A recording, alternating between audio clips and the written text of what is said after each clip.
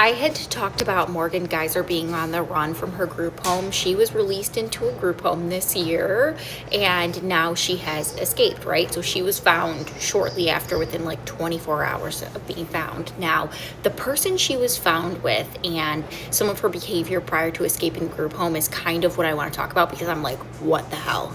If you guys are familiar with the Slender Man stabbing, Morgan Geyser and Anissa Weier both were sentenced to psychiatric facilities and found guilty of stabbing their 12-year-old friend. It was horrific. It was very disturbing. It was based on a fictional character from online called Slender Man. Some of the behaviors that caught people off guard, I don't know why, are the fact that she's obsessed with the novel Rent Boy, which depicts murder and selling organs on the black market, a fact she allegedly didn't volunteer to her therapy team, state officials say at the time of her release. That's from the Associated Press.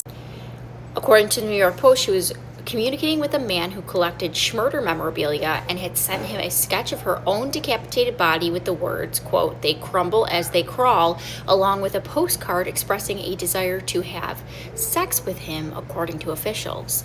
Now, she stopped communicating with this memorabilia collector when she found out that he was selling those things for money.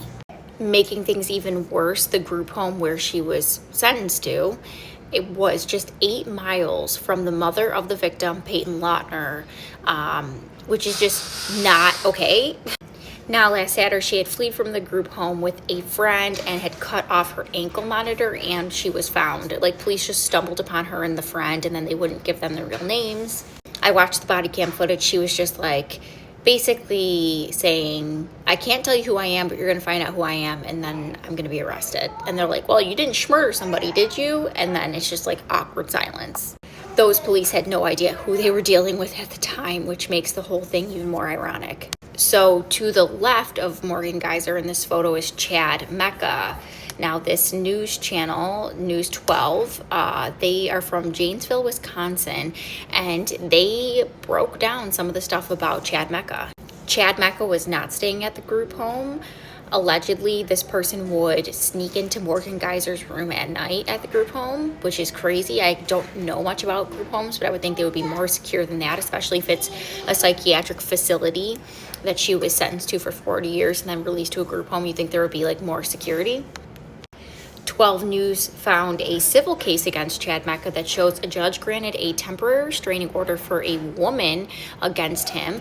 Court records show she claimed Mecca was SAing her adult child inside her home while Mecca and the adult child temporarily lived there. This person said, quote, "He has been